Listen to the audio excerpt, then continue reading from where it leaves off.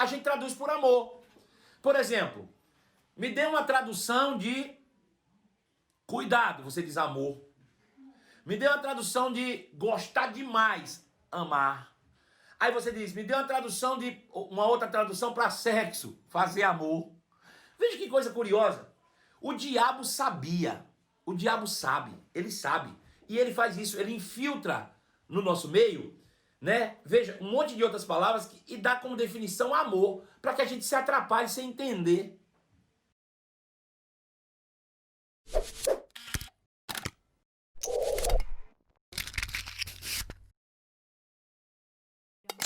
Vejam só, nós estamos falando durante essa semana sobre relacionamento cristão. E esse relacionamento tem que ser, a gente tem que trazer isso logo em mente, que é uma vida no sentido de Cristo. Nós vivíamos de uma forma no mundo, fomos resgatados do mundo, e Paulo diz, não vos conformeis com este século, não vos conformeis com esse mundo, mas seja transformado pela renovação do vosso entendimento. Então veja, se Paulo diz que nós somos transformados pela renovação da mente, é porque na mente está formatado um estilo de vida. Na minha mente está formatado uma forma de ser e viver, que eu preciso ser transformado. Você querendo ou não, você carrega na sua mente uma forma do mundo, uma forma mundana de percepção em relação ao ambiente, percepção em relação a você mesmo, percepção em relação ao próximo, né? Então, a partir dessa percepção é que você se relaciona consigo, se relaciona com o próximo, se relaciona com o mundo, a partir da sua percepção mental, né? A sua mente foi moldada ao padrão do mundo. Paulo diz que nós não podemos nos conformar com este mundo se quisermos experimentar da boa, agradável e perfeita vontade de Deus. Deus pensou em algo extraordinário para nós, mas os resultados só virão se a gente realmente não nos permitirmos moldar a nossa mente ou continuar moldados ao mundo, mas sermos transformados pela renovação do nosso entendimento. Então nós vimos ou passamos a viver no sentido de Cristo, né? Existe uma nova vida, uma carreira que nos foi proposta, nós estamos correndo essa carreira e eu preciso agora assimilar pela palavra de Deus do que se trata a vida no sentido de Cristo, ou a vida a partir do reino de Deus. Você pode dar o nome que você quiser, ou a vida cristã, como você quiser chamar, não tem problema nenhum. O importante é você entender que a sua mente precisa ter uma percepção diferente. Você precisa mudar a sua forma de pensar para que suas crenças sejam alteradas, e aí, obviamente, o seu comportamento será completamente alterado. Não adianta você querer resultados de uma vida em Cristo se você tiver uma mente moldada ao mundo. Isso é incompatível, não vai funcionar. Eu falei em outra live que a gente joga cada jogo de acordo com as suas regras. Eu não posso pegar a regra do voleibol e aplicar no futebol. Não posso. Eu só posso aplicar a regra no jogo certo. Então eu preciso entender que eu preciso ter uma vida no sentido de Cristo, uma vez que eu disse sim para Jesus, uma vez que eu entreguei a minha vida para Jesus, a minha vida pertence a Ele, eu disse sim para uma nova carreira, preciso correr essa carreira com perseverança, tendo os olhos fitos em Jesus, que é o autor, consumador da minha fé, ou seja, uma vida no sentido de Cristo. É isso que o apóstolo Paulo fala em Filipenses capítulo 2, verso 5, ele diz, tende em vós a mesma atitude que houve em Cristo. Se você está vendo uma vida no sentido de Cristo, nada mais justo que você ter a mesma atitude que Ele. A gente precisa ter Jesus como molde, como moldagem. Nós precisamos ter Jesus como referência máxima. A gente precisa ter Jesus como modelo, para que a gente possa seguir fielmente. E se a gente seguir os passos de Jesus como modelo, como um molde, nós vamos ter os resultados que ele teve. E não foi essa a conclusão que nós chegamos ontem? Que nós queremos ter uma vida parecida com a de Jesus? Pense, pode ser que pareça ruim, mas a vida de Jesus foi plena e completa. Ele começou e terminou tudo que ele veio fazer em 3 anos e meio. O seu ministério durou 3 anos e meio. Claro que ele viveu 33 anos e meio. Ele passou 30 anos se preparando e cumpriu tudo em 3 anos e meio. Veja, ele não teve falta de nada. Obviamente que ele não passou por nenhum tipo de doença, de miséria, porque ele nunca pecou. Ele teve bons relacionamentos, as pessoas o amavam, né? Então veja, se a gente olhar, talvez você diga, poxa, mas vou ser sincero, o resultado da vida de Jesus não é o que eu queria para a minha vida. É porque talvez os seus valores ainda não estejam ajustados com os valores de Cristo. Talvez os seus valores não estejam ajustados com os valores do reino de Deus. Né? Infelizmente existem muitos cristãos que acham que cristianismo é uma vida do qual você agora vai viver, todo mundo tem que ser milionário. Deixa eu te dizer, a Bíblia nunca disse isso não. Algumas pessoas serão sim milionários, porque existe um propósito para esse fim, né? Agora, Fora disso, isso também quer dizer que você vai viver miseravelmente? Não, não, não, não, não. Você vai ter em tudo ampla suficiência para que você viva uma vida plena e ainda possa superabundar e ajudar em generosidade. Agora, dizer que vai todo mundo ser milionário, eu seria hipócrita, eu seria leviano e falou isso aqui, né? Eu não posso falar isso. Agora, eu posso ter uma vida plena. A questão são quais são os valores, né? O que eu chamo de vida plena, o que eu chamo de autorrealização, o que eu chamo de prosperidade. É um ajuste de valores. Quando eu olho para Jesus e Salomão, né? Talvez você diga assim, pastor, eu quero ter a minha vida parecida com a de Jesus. Mas no fundo, você dizia, rapaz, eu queria mesmo ter uma vida parecida com a de Salomão. Eu não estou dizendo que a vida de Salomão foi ruim, não. Mas eu tenho certeza que a de Jesus foi melhor. Eu tenho certeza que a de Jesus foi melhor. Até porque Jesus não viveu essa vida terrena na expectativa ou com fim nela mesma. Mas ele usou a vida terrena para projetar coisas eternas. Vou falar isso de novo. Porque a vida de Jesus na terra não consistia em apenas viver na terra. Não tinha como fim a vida terrena, mas a vida de Jesus na terra projetou coisas para a eternidade. Então, nós normalmente, quando pensamos em vida, nós pensamos na terra. Mas esquecemos que somos seres eternos. Né? Eu preciso pensar sim no que eu vou viver aqui, mas o que eu vou viver aqui deve projetar o meu futuro eterno. Meu futuro eterno. Então são questões de valores, né? A vida no sentido de Cristo é um ajuste de valores também. E a partir desse ajuste de valores da vida no sentido de Cristo, é que eu vou me relacionar comigo, com as pessoas e com o ambiente à minha volta, né? Eu preciso entender isso. E essa percepção, né, da vida no sentido de Cristo é que vai determinar como eu vou agir a partir de então. Então veja, a Bíblia diz que nós devemos ter a mesma atitude que também houve em Cristo Jesus. Então precisa ter as mesmas atitudes. Ele nem diz o mesmo comportamento, porque o comportamento pode ser diferente, né? A gente pode pegar estradas diferentes, mas a atitude tem que ser a mesma. Por exemplo, se eu disser para você, olha, eu fiz uma viagem, fui para São Paulo, e aí durante essa viagem eu não ultrapassei os limites de velocidade, eu não tomei multa, eu fiz isso, fiz aquilo, porque eu estava consciente das minhas responsabilidades. Aí você diz, quero fazer o mesmo, mas eu não quero ir para São Paulo, quero ir para o Rio. Veja, para você fazer o mesmo, você não precisa ir para São Paulo, você pode ir para o Rio e ter as mesmas atitudes. Atitudes ou motivações. As motivações precisam ser iguais às de Cristo. A gente talvez não vai fazer a mesma coisa que Cristo fez. Cristo morreu na cruz. Eu não preciso morrer na cruz, mas eu preciso fazer coisas que, de fato, correspondam à mesma atitude que Jesus teve ao ir para a cruz do Calvário. Deu para entender isso? Ficou claro para você? Então tenhamos em nós a mesma atitude que houve também em Cristo Jesus. Que, embora sendo Deus, não considerou que ser igual a Deus fosse algo que devia pegar-se, antes esvaziou a si mesmo, tornando-se semelhante aos homens, e sem contar de figura humana, foi obediente até a morte e morte de cruz. Pelo qual Deus também o exaltou soberanamente e o deu o nome que está acima de todo nome, para que o nome de Jesus se dobre todo joelho no céu e na terra, e que toda língua confesse que Jesus é o Senhor, para a glória de Deus Pai. Né? Vocês vão olhando aí as hashtags e vão votando entre vocês aí, e vocês escolhem qual vai ser a melhor, tá bom? No final a gente separa 3 aí, das 3 que vocês escolherem a gente escolhe uma. Combinado assim? Bom, esse é o momento que você coloca o dedo no coraçãozinho e faz eles subirem aí, ó. E também vamos compartilhar cada um para mais 10. Cada um compartilha para 10 e a gente vai subir a nossa audiência aí. Então, dentro desse princípio, nós voltamos um pouco aqui e vimos o apóstolo Paulo dando instruções, né, aos irmãos de Filipe. E nós pegamos isso para nós, com princípios que nós vamos aplicar na nossa vida, a partir do momento que nós realmente temos uma percepção de mundo diferente, a partir do sentido de Cristo, né? Então veja, primeira coisa, nós falamos ontem de noite que nós devemos concordar uns com os outros. E concordância é resultado de uma visão, né? Unidade é resultado direto da visão. Se não tem visão, não tem unidade. Se tem duas visões, você tem, com certeza, uma divisão naquele momento, naquele lugar, onde quer que você esteja estabelecendo. Veja, vamos pegar aqui por princípios, por lugares. A gente falou sobre relacionamentos familiares. Pronto. Veja, você já viu uma casa que não prospera? Já reparou que tem gente que não prospera, passa uma vida inteira e não prosperam, não avançam, a coisa não melhora, não muda?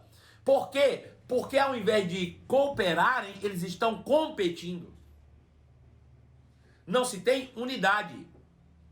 Dentro de casa acontece isso. Ao invés de cooperar, compete. Ao invés de você arrumar um parceiro, você arruma um concorrente, né? E aí fica difícil das coisas darem certo mesmo. Por quê? Porque a mulher arrastando para um lado e o marido por outro. E eles fazem isso, olha, decididamente, para provar que é melhor do que o outro. Deixa eu te dizer uma coisa, se você casou para provar que você é melhor do que seu marido ou sua mulher, você já casou para dar errado. Porque casamento não é uma competição, casamento é uma cooperação. Precisam estabelecer planos e metas únicas, juntas, né? Se você, por exemplo, financeiramente, dentro da sua casa, não, o meu dinheiro é o meu dinheiro, o teu dinheiro é o teu dinheiro, tá errado. Por quê? Porque cada um com o seu quer fazer o que bem entende, ou seja, cada um tem uma visão específica sobre o futuro financeiro daquela família. E se cada um tem uma visão específica sobre o futuro financeiro, você já tem uma divisão em valores dentro de casa. Não vai funcionar. Aleluia. Então, dentro do casamento, a gente precisa entender o papel individual, nós vamos falar sobre isso mais para frente um pouco, de cada um. E dentro desse papel, a gente precisa ter essa unidade, para que a gente, pela unidade, gere o resultado. Né? Tem gente que é do contra, tem gente que gosta do ser do contra. Deixa eu te dizer, faz uma autoanálise, uma autocrítica. Você é do contra? Bom, eu não estou dizendo que você não possa ter opinião própria. Você precisa ter sua própria opinião, ser autêntico. Isso faz parte da tua autoimagem, a autenticidade. Você precisa saber quem você é e permanecer autêntico. Mas isso não quer dizer que você tem que ser chato. Que tudo você tem que dar um palpite contrário. Que não importa qual seja a opinião, eu penso diferente. Você já reparou que tem gente que é assim? Olha, eu nem sei qual é a sua opinião, só quero te dizer que eu já penso diferente de você. Como assim? Como assim? Né? Como assim? Não podemos. Não podemos viver assim. Tem que parar com isso. Você não pode ser do contra. Tem que dar o braço a torcer. Se a pessoa tá certa, diga sim, tá certo, beleza. A sua ideia é melhor do que a minha. Né? E outra, a gente precisa entender o que é voto vencido. Voto vencido. Sabe o que é voto vencido? Eu vou dar um exemplo clássico aqui, até porque a gente vive isso todo dia, vai ficar mais fácil de entender. Há 1 ano e meio atrás, menos de 2 anos atrás, nós tivemos eleições aqui no nosso país. Bom, cada um votou em quem quis, teve 3 meses de campanha, 2 meses de campanha, sei lá quanto foi. Foi uma na internet, pô, beleza, faz parte da democracia, é tudo perfeito, é isso mesmo, tem que haver. Agora, acabou, se elegeu, não elegeu um governador para um tanto e os outros que não votou nele não é meu governo. Não, ali você se torna voto vencido. A partir daquele momento, foi a vontade da maioria foi estabelecida, passa a ser também a sua vontade. Aí tem gente que é assim, ó, tem 3 pessoas, né? Qual é a sua opinião? A minha opinião é que a gente vai pela direita. E a sua? Não, a minha opinião é que a gente vai pela esquerda. Aí eu tenho um voto de Minerva. Eu digo, rapaz, ó, a gente podia ir tanto pela direita quanto pela esquerda, mas eu vou ficar com fulano. Nós vamos pela direita. Beleza. Então, no momento que se decidiu a maioria que vai pela direita, aquele da esquerda agora passou a viver pela direita. Não. Tem gente que fica o resto da viagem falando, eu quero bem ver quando der errado, para ver que eu tinha razão. Eu quero bem ver quando a gente bater com a cara na parede, para ver que eu tinha razão. Ei, para de ser do contra. Você está matando você e matando os outros fazendo isso. Você está atrapalhando a jornada sua e a jornada dos outros quando fazem isso. Sabe, deixa eu dizer algo interessante. Tem gente que diz assim, olha, o negócio é o seguinte, fulano falou comigo, ele é meu líder, sabe, ele é o meu patrão, ou ele é meu pai, ou ele é meu pastor, sei lá. Uma pessoa que está no papel de liderança com você diz assim, olha, fulano falou que isso, eu não concordo, sabe, gente? Eu não concordo. Mas, fazer o quê? Eu sou submisso. Apesar de não concordar com a opinião dele, porque se fosse eu fazia assim, mas eu sou submisso vou me submeter. Deixa eu te dizer uma coisa. Até o momento em que ainda não estava decidido qual era a situação, você tem o direito de dar opinião. Quando a situação ficou decidida, guarde a sua opinião para você. Porque quando você chega para alguém e diz, olha, eu não concordo com o que foi decidido, mas sou submisso, você não é submisso coisa nenhuma, você é rebelde e está disseminando veneno na vida das pessoas para ficar contra aqueles que decidiram por outro caminho que não foi o seu. Você está sendo rebelde e você não sabe por que as coisas não estão funcionando na sua vida, porque você é rebelde.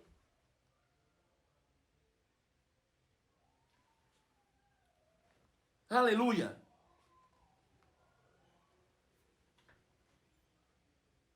Alguém um dia perguntou, pastor Marcelo, qual é o estilo de liderança do senhor?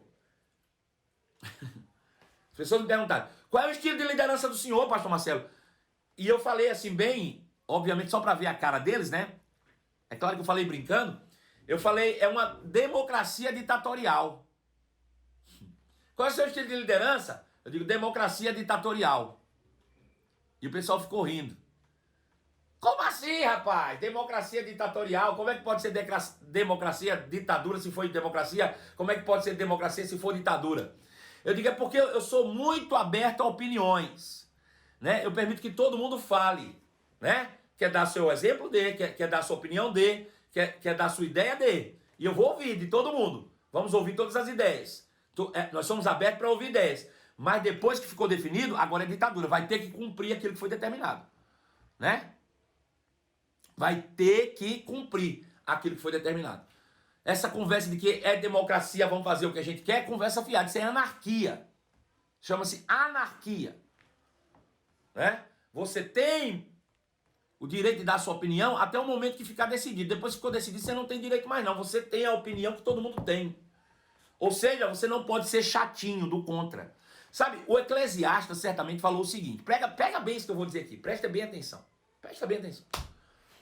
Salomão disse o seguinte, ele disse, ó, é melhor o bom nome do que o perfume mais precioso. É melhor o bom nome do que o perfume mais precioso. O que Salomão quer dizer com isso? Bom, na íntegra, ele estava dizendo o seguinte, que é melhor a reputação do que a unção. Em suma, ele estava dizendo isso. É melhor a reputação, um bom relacionamento, do que a unção. Se eu fosse fazer a minha própria tradução desse texto, eu ia dizer, você é mais abençoado pelo diácono gente boa do que pelo profeta chatinho. Vou dizer de novo. Eu diria o seguinte, que você é mais abençoado pelo irmãozinho da igreja gente boa do que pelos profetas chatinho. Né? Não, eu sou aquele profeta que eu faço até mortos ressuscitar só com um sopro. E de que adianta? Se ninguém consegue chegar perto de você, que você é chato. Se você não se relaciona com ninguém. Se você só tem opinião para você. Se a sua opinião não é flexível. Se só você tem razão das coisas. De que adianta? Se não for do seu jeito, você fica com raiva de todo mundo. De que adianta isso? Me diga. Bom, eu já falei muito sobre isso. Então, o ponto do relacionamento aqui importante, ressaltado pelo apóstolo Paulo, é que você deve concordar uns com os outros. Né? Isso não quer dizer que você não tem opinião, mas quer dizer que você não pode ser chato. Né? Do contra. Tá todo mundo puxando para um lado e você para o outro. Todo mundo torcendo para Tarzan escapar e você torcendo para o jacaré comer. Né? Pensa bem se você não é desse tipo de gente. Porque quem é desse tipo de gente, normalmente, são pessoas completamente amargas, são pessoas completamente mal amadas, são completamente tristes, né? Então pense bem se você não é isso, e se for, se isso caiu dentro de você, diga, a partir de hoje eu vou mudar. Eu não serei chatinho. Bom, segundo ponto, a Bíblia diz que nós devemos amar uns aos outros.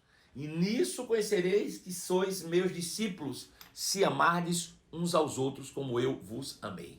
Jesus disse isso. Se você quiser que o mundo conheça você como discípulo de Cristo, se o mundo quiser que você realmente seja alguém que demonstre a vida de Cristo em você, o caminho é o amor. Você precisa amar ao seu semelhante. Amarmos uns aos outros como Cristo nos amou. A lei trazia como maior mandamento amar a Deus acima de todas as coisas e o próximo como a ti mesmo.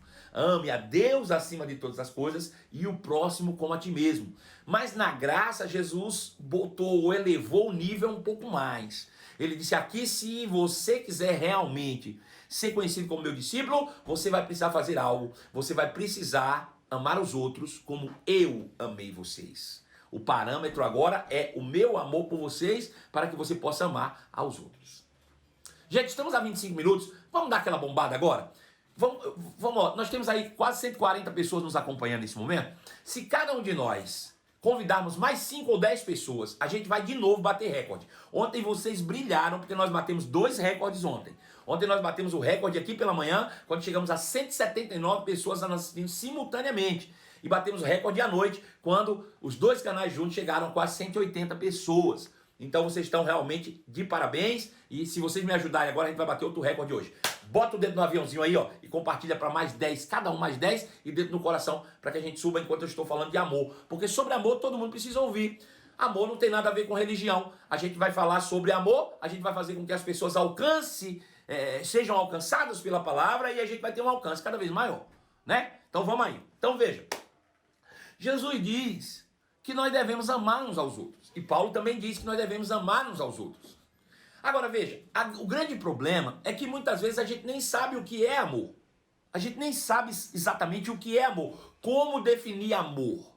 Né? Como é que eu defino amor? Quem pode me dar uma definição de amor? Vamos aí, vamos fazer uma enquete aí. Coloquem aí para mim, em poucas palavras, em frase, o que é amor para você? Tenta responder isso, porque isso vai ser um exercício para a tua vida. Se você consegue expressar com palavras, é porque você tem uma definição interior, uma revelação interior sobre o que é o amor. Diga para mim, o que é amor? Coloca aí para mim, por favor. O que é que você entende por amor? Né? O que é que você chama de amor? Vamos lá. Coloca para mim, por favor. Enquanto você coloca, eu vou beber um golinho de água aqui na minha xícara, porque levaram meu copo, eu não sei cadê ele. Eu vou tomar na xícara mesmo. Você não vai ficar com raiva não, né? Porque eu tô tomando água no copo ou na xícara?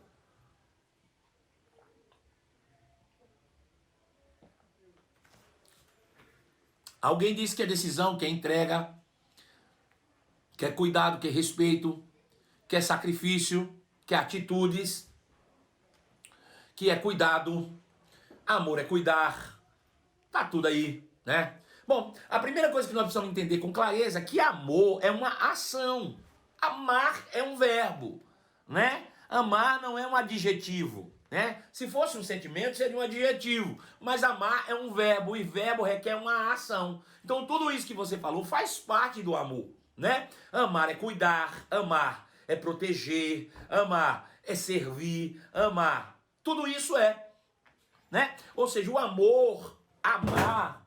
Caiu alguma coisa aqui. Pedro, vem cá. Amar é um verbo, e verbo requer ação, requer uma ação. Então, nós precisamos amar, nós precisamos então de cara saber que se a gente não age em relação ao nosso próximo, seja como for, a gente não está amando, né? Eu posso até dizer que estou amando, mas se eu não estou tendo uma ação em relação ou na direção do meu próximo, não existe amor na minha vida operando. Vou dizer de novo, né? Bom, eu posso até dizer que amo, mas se eu não estiver agindo na direção de alguém propositadamente, de maneira consciente, eu não estou amando ninguém. Não estou. Né? Mandar um abraço especial para todo mundo que já nos acompanha de novo aí. A Lilian que tá aí, a Fabiana da Autoestima Feminina, a Priscila Emanuele. Alô, Pri, beijo, Pri, para você. Quem mais que nos acompanha aí, gente? Vamos lá. O Cleison, ei, Cleison. Então, sabendo vocês, gente, Felipe Cajan, Felipe, meu filho, que saudade de você, Cajan. Um grande abraço, rapaz, apareça, não suma não, viu? Moraes está aí comigo também, né? Ítalo, todo mundo conectado. Gente, então veja, amor é uma ação, é um verbo, eu preciso ter uma ação. Então veja, faz uma autoanálise. Quando foi a última vez que você teve uma ação deliberada, consciente, em direção a alguém? Que seja uma ação positiva, porque negativa a gente tem. Negativa a gente tem. A gente fala mal dos outros, né? Não fala? Fala. Veja, a gente é mais rápido em ter uma ação negativa do que positiva. Então isso mostra, muitas vezes, que as nossas ações contrárias ao amor são mais fáceis. E é fácil de compreender o porquê que isso é verdade. Porque a gente foi moldado ao pecado. E quem anda no pecado não anda em amor. Não tem como andar em amor. Ele pode ter uma reciprocidade. Ele pode apenas corresponder a uma atitude de alguém. Jesus fala sobre isso em Lucas capítulo 6. Ele disse, os pecadores também amam pecadores. Né? Quando eles fazem alguma coisa, eles fazem algo em troca. Mas nós precisamos ter uma iniciativa livre em direção a alguém. Veja, amar é ter uma livre iniciativa positiva em direção a alguém que não te fez nada para merecer. Vou falar de novo. Amar é ter uma livre iniciativa consciente, positiva, em direção a alguém que não fez nada por merecer. E isso é amar. E a Bíblia diz que nós devemos amar uns aos outros. Né? Agora veja, o amar uns aos outros é um mandamento, é o principal mandamento, é de fato a essência do Evangelho, é o que nos torna mais parecidos com Deus. Amar, ou o amor, é o próprio Deus, é a própria essência, é aquilo que somos. Agora, por causa de tudo isso, veja quantas palavras distintas nós usamos ou nós traduzimos pela mesma palavra amor no nosso português. A gente traduz por amor. Por exemplo, me dê uma tradução de cuidado, você diz amor. Me dê uma tradução de gostar demais, amar. Aí você diz, me dê uma outra tradução para sexo, fazer amor. Veja que coisa curiosa. O diabo sabia. O diabo sabe, ele sabe. E ele faz isso, ele infiltra no nosso meio, né? Veja, um monte de outras palavras e dá como definição amor, para que a gente se atrapalhe sem entender. Sem entender. Né? Para que a gente fique achando que está amando. Quando na verdade muitas vezes a gente não está. Não é verdade? Veja quantas outras palavras nós temos aí no nosso vocabulário que eram palavras distintas e a gente traduz por amor. Não é? Quando a gente olha para o grego, por exemplo, a gente tem o ágape, a gente traduz por amor. A gente tem a palavra ágape, amor. A gente tem filéu, a gente traduz por amor. A gente tem eros, traduz por amor. A gente tem storgen, traduz por amor. Tudo a gente diz que é amor. Mas quando você olha no original, cada uma tem uma tradução diferente. E aí, por causa disso, a gente não entende o que é amor. Né? Então fique convencionado aqui que amor é uma livre iniciativa, né? Consciente, positiva, na direção de alguém que não fez nada por merecer a sua iniciativa. Aí você estará amando alguém. Foi assim que Deus provou o seu amor para conosco.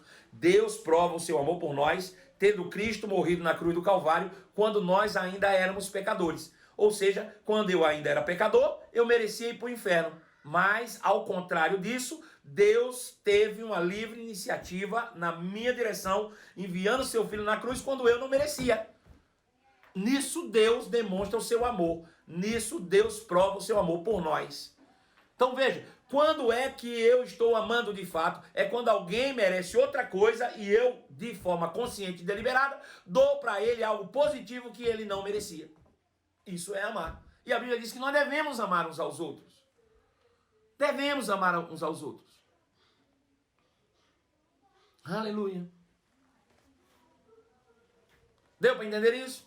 Agora veja, outra questão curiosa é que quando a gente olha para o amor, talvez a gente ache que o amor é algo muito sólido, rígido, inflexível. E na verdade não é. O amor é multifacetado. O amor, ele é multifacetado. Né? Veja, a Bíblia diz que Deus prova o seu amor por nós, tendo Cristo morrido na cruz do Calvário, quando nós ainda éramos pecadores. Veja, isso foi um sacrifício.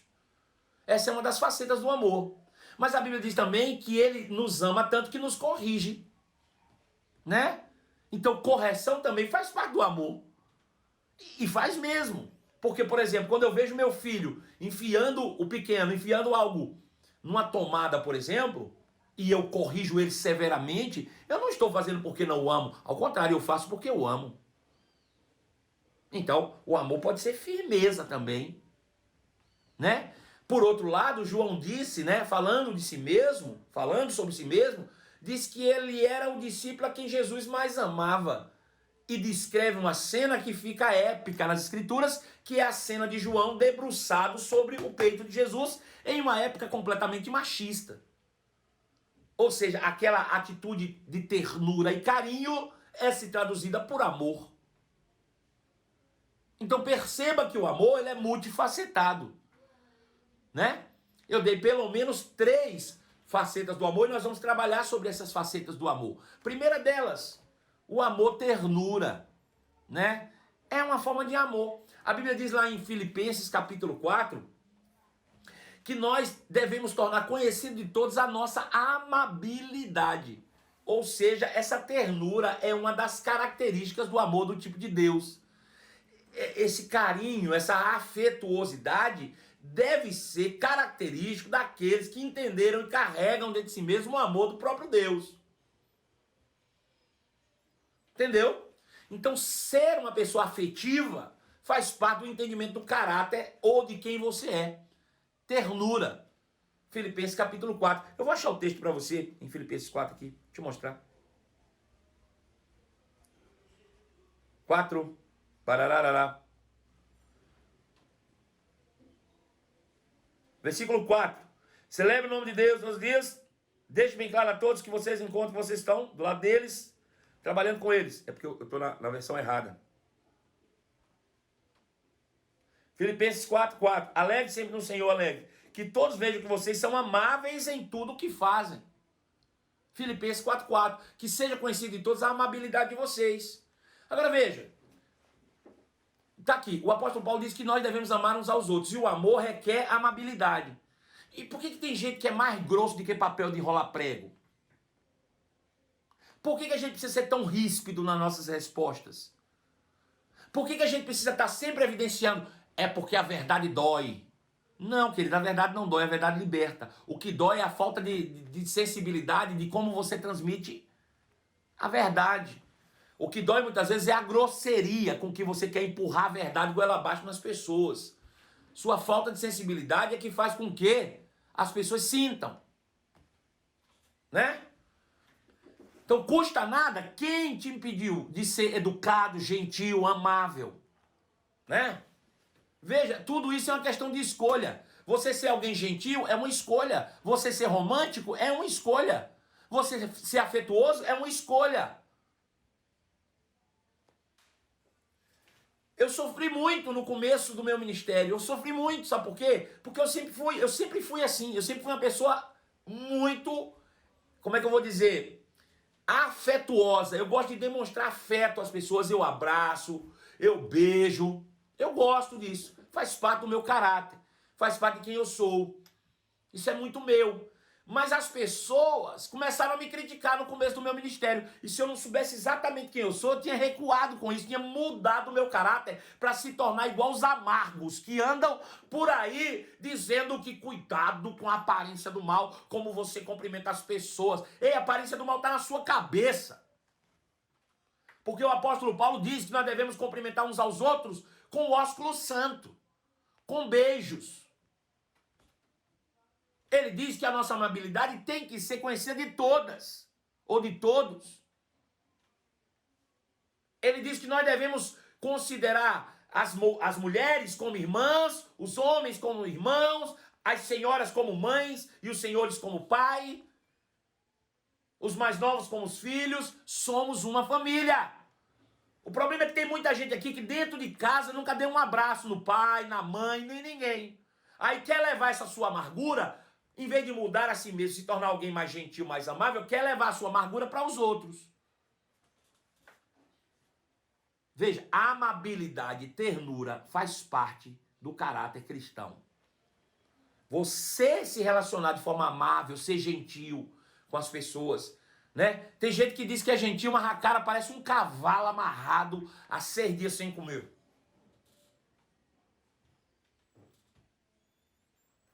Chupou limão azedo, criatura? Por que a gente não dá um sorriso, gente? O que é que custa? Um coração alegre aformoseia o rosto, é bom remédio. É remédio certo. Mas não, tem gente que gosta de andar de cara feia, de cara amarrada, de cara emburrada. Olha, tu já é feio, de cara feia fica pior, criatura. Não tem botox, a garganta tá esticada, plastificada, de botox pra todo lado e não resolve. Por quê? Porque se estivesse rindo todo dia, tava melhor do que botar botox na cara. Seja gentil, seja amável. Seja alguém doce, seja alguém que as pessoas querem estar perto, porque ninguém aguenta gente chata, não. Aleluia. Tem gente que é chamado de espanta-bolinho. Chegou o espanta-bolinho, porque onde ele chega ninguém quer ficar. Porque ele chega e ele espalha o veneno, ele espalha a grosseria, ele espalha a falta de educação. Ninguém gosta. É o espanta-bolinho. Não, rapaz. Amar é ser gentil. É demonstrar amabilidade, gentileza, sorriso, educação. Aleluia.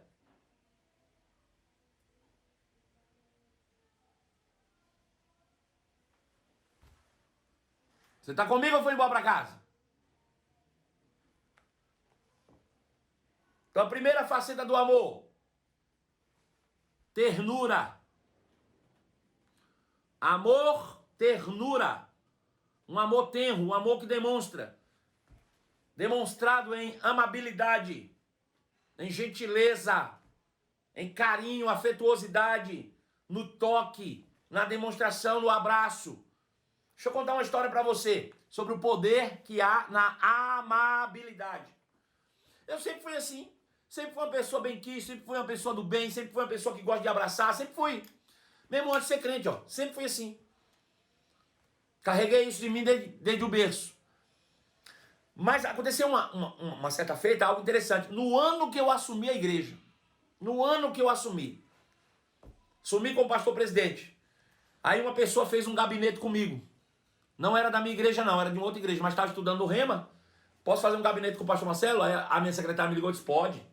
E eu fiquei animado, porque foi um dos meus primeiros gabinetes. E aí eu fui para aquele gabinete todo animado, cheguei lá, a pessoa entrou.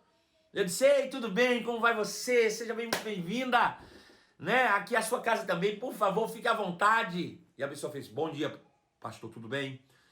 Eu vim falar para o senhor, o que eu tenho que falar para o senhor é algo bem rápido, e se eu fosse o senhor, eu sentava para me ouvir, porque é melhor do que ficar de pé.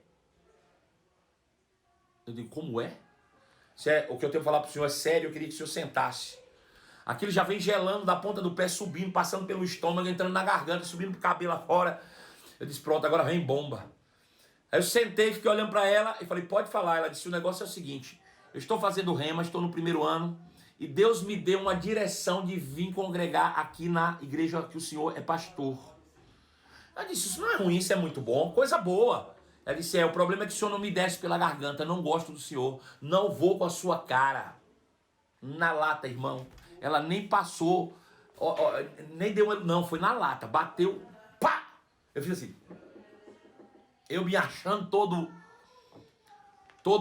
e ela disse, eu não vou com a sua cara. Eu disse, mas o que foi que eu lhe fiz? Ela disse, nada. O senhor não me fez nada, mas é esse seu jeito intragável que não desce na minha garganta, não aguento, não suporto. O senhor abraça todo mundo, o senhor abraça cachorro na rua, o senhor abraça qualquer um, o senhor fica nessa agarração, nesse beija-beija, detesto, não gosto, não me desce na garganta, intragável. Eu disse, é mesmo? Ela disse, eu disse, irmão, eu não vou contrariar a vontade de Deus, não. Se Deus falou que você precisa congregar aqui, então você pode vir congregar aqui e eu vou me comprometer que eu não toque em você. Pode ficar tranquilo. Não vou tocar em você. Você pode ficar em paz, porque eu sou realmente assim como você está dizendo, mas eu sou assim com quem quer. Quem não quer, eu não posso, né? Não tenho o direito de impor o meu jeito sobre a vida de ninguém.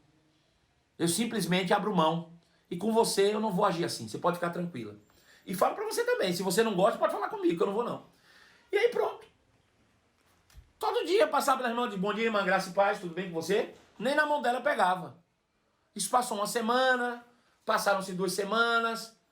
Quando foi um domingo na igreja, eu costumava fazer o seguinte: a igreja era menor, eu ficava na porta da igreja no final e abraçava todo mundo que saía da igreja. Todo mundo que ia saindo, eu dava um abraço, desejava um bom início de semana, né? Pegava na mão, e quando chegava na vez dela, eu cruzava o braço e ia: oi, irmão, tudo bem? Uma semana abençoada para a senhora, viu? E cruzava os braços. Pois bem, um dia eu estava lá na porta do culto e veio uma senhora muito sorridente. Quando ela me viu, eu fiz: ei, tudo bem? Muito obrigado por ter vindo. E essa senhora me abraçou, me deu um abraço forte e disse: que abraço gostoso, pastor. Eita! Gostei daqui, viu? Foi a primeira vez que eu vim. Eu disse: que coisa boa. E aí, ela foi embora. Eu não sabia quem era aquela senhora. Passado algumas semanas, eu descobri que aquela senhora era a mãe da criatura lá, da pessoa, né? Da minha irmã lá. Hoje ela mudou completamente. Vamos chegar no final dessa história, você vê. E era a mãe dela. E eu disse: meu Deus, era a mãe dela. Bom, eu não falei nada, continuei agindo da mesma forma. E aí, um dia tinha uma profeta na igreja pregando. E essa profeta começou a profetizar. Ela, vez por outra, está aqui com a gente. E ela disse: olha, vocês devem aproveitar bem a vida desse pastor, porque Deus o trouxe para aqui por vocês. Ele é tudo que vocês precisam, e vocês precisam valorizar isso. E aí naquele dia as pessoas começaram a vir falar comigo e me abraçar. E no meio disso tudo ela veio também, essa pessoa, né? Já eram meses que ela estava na igreja. E ela chegou perto de mim em choro, em prantos. E disse: eu preciso lhe pedir perdão. Eu falei: pedir perdão por quê? Ela disse: por aquilo que eu lhe falei no seu gabinete. Eu falei: mas não é a sua opinião?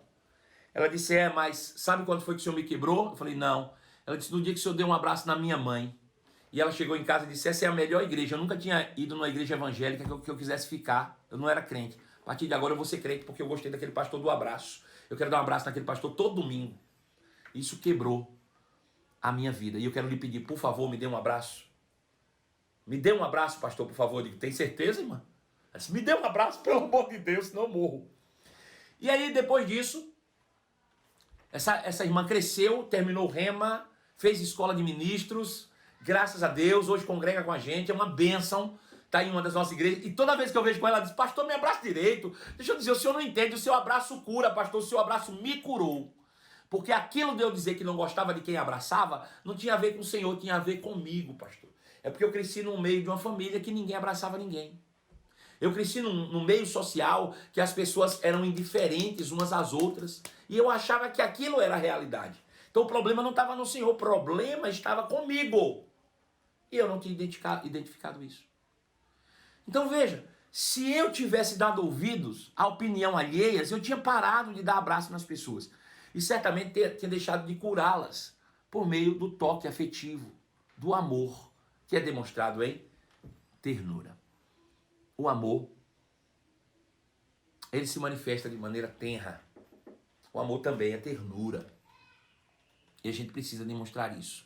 Se você é crente, irmão, se você é cristão, você precisa entender isso. Você não pode ser uma pessoa amarga. Isso é só uma decisão. É só uma decisão. Sorrir é uma decisão. Deixa eu te dizer uma coisa, você pode... Eu não estou acostumado a sorrir. Se eu sorrir, pode sair assim, ó. Mas você ri se quiser. Ri se quiser, fica de cara feia se quiser, fica emburrada se quiser, fica com raiva dos outros se quiser. É uma decisão. A gente tem dentro de nós a natureza de Deus, que é amor. E amor é ternura. Paulo diz: demonstra amabilidade. E a amabilidade está intrínseca no amor. Você não ri porque não quer. Você não é amável porque não quer. Você não é gentil porque não quer. Faz uma experiência hoje. Eu quero desafiar você a fazer uma experiência hoje. Né? Procura alguém agora a quem você possa dar um abraço. Não importa quem seja. Eu sei que quem vai fazer isso é quem já faz. Eu estou falando para quem não faz, quem não está acostumado. Para quem já faz, já é natural, vai fazer mesmo. Eu estou falando agora para você que não faz, que não tem esse costume de demonstrar afetividade com toque. Deixa eu dizer, não, é porque as 5 linguagens do amor diz que a minha linguagem do amor é o serviço. Mas pode mudar, se quiser. Para de ficar se moldando ao que os outros dizem. Você faz o que quer. Você é livre. Para de arrumar desculpa. Olha, se você não vai abraçar alguém agora, se você não quiser. Se quiser, abraça.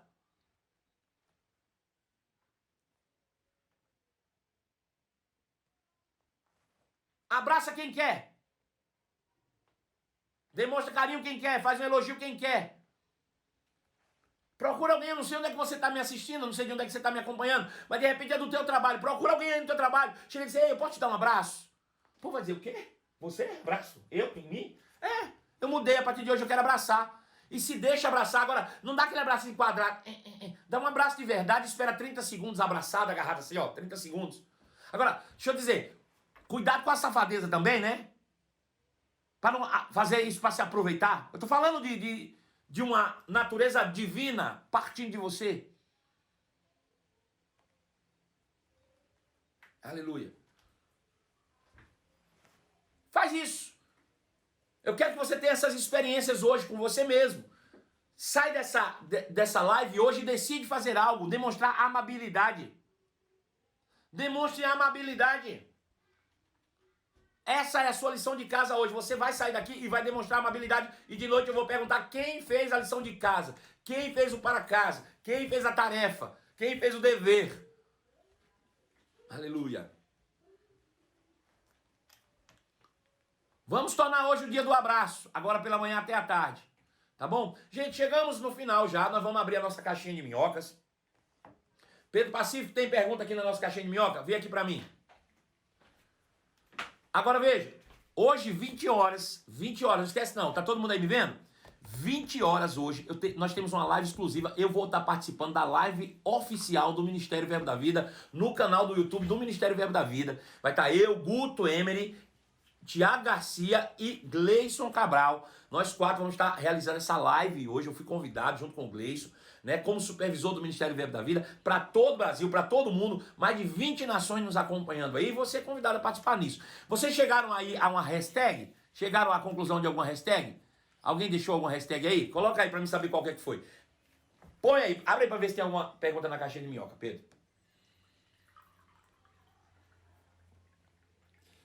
Sou assim, abraço com alegria a todos. Tem pessoas que faço e parece que incomoda. Continuo ou paro? Veja, que a tua liberdade não constrange os outros também. Né? Como eu falei, eu acho que já respondi. A irmã disse, eu não gosto de abraço, paciência. Não gosta, eu não vou ficar insistindo. Eu vou dar pra quem quer. Quem quer abraço, eu dou abraço. Quem quer aperto de mão, eu dou aperto de mão. Quem não quer nenhum nem outro, não recebe nada. Né? A gente precisa também respeitar o limite das pessoas e não impor sobre ela. A questão é você, esquece os outros. Né? Não vai impor sobre os outros a tua vontade. Né? Eu sei que eu quero abraçar. Você quer? Quero. Se você quer, nós vamos abraçar junto. Não quero. Então fica lá e eu fico aqui. Tá tudo bem. No dia que você quiser, me fala que eu vou te abraçar de novo. Tá bom? Eu tô aqui disponível pro teu abraço. Tá ok? Belezinha assim? Beleza. Então, tá beleza. Beleza, beleza. Pronto, acabou. Né? Próximo.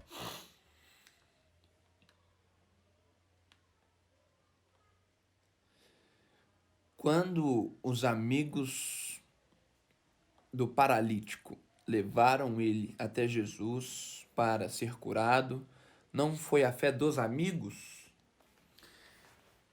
Eu acredito que não. Veja, os amigos até impulsionaram o irmão na fé, né? Cara, vamos lá. Mas se aquele cara não quisesse, aqueles amigos não iam resolver nada não, vice. Vou dizer uma coisa pra você, eu conheço muito amigo cheio de fé que já levaram muita gente na igreja e o cara saiu do lado do mesmo jeito que entrou. Jesus, a Bíblia diz que Jesus olhando para ele viu que ele tinha fé e disse, a tua fé te curou, né? Vai, a tua fé te salvou. Então, foi a fé do paralítico, né? O paralítico tinha amigos, mas ele tinha fé, né? Isso aqui é importante, ele tinha fé e tinha amigos. Às vezes ter fé e não ter amigo não resolve, né? Por incrível que pareça, nós vamos ter um dos pontos aqui é ter amigos de verdade. Eu vou usar inclusive esse texto que você citou aí para mostrar isso, né? Que quando você tem fé, mas às vezes não tem amigos de verdade, você não vai conseguir colocar em prática a tua fé. Ou pelo menos não vai conseguir executar aquilo que você tem em mente para trazer resultados da sua fé, né? Então é importante também ter amigos de verdade, é um dos pontos que nós vamos tratar aqui. Próxima pergunta.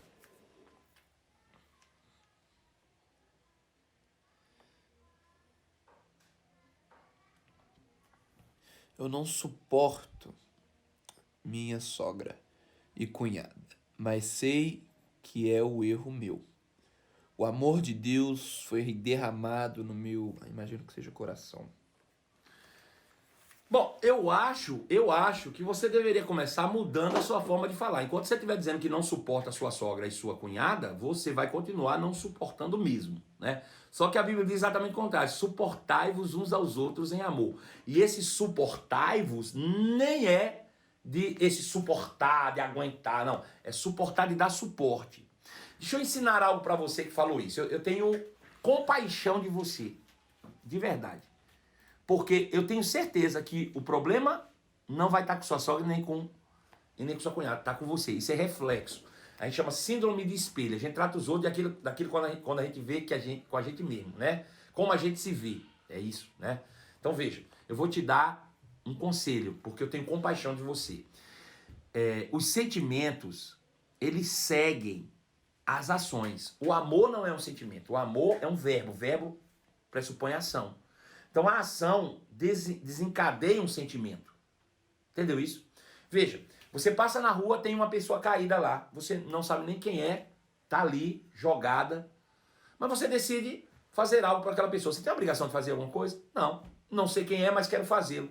Aí você chega lá, senta perto daquela pessoa, fica ali 10 minutos conversando para entender o caso, o que aconteceu, às vezes tira dinheiro do seu bolso, ou tira comida, cuida daquela pessoa, aí vai embora. No outro dia você passa, a pessoa tá lá, e aí você senta de novo, pergunta o nome, já sabe o nome, já conversa de novo, tem uma ação. Aí você diz, cara, toda vez que eu vou passar, eu vou deixar uma comida lá para a pessoa.